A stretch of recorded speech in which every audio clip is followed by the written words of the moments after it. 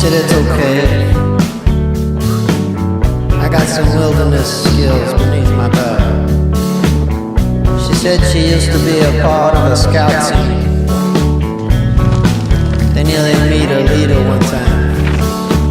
They didn't have enough thread to sew the patches on.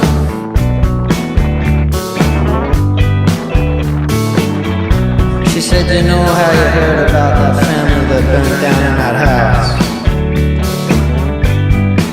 Well, that was her. She said it was just some hoax that you made up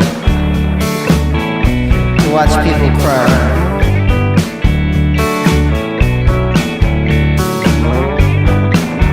Yeah, she whispered to me softly.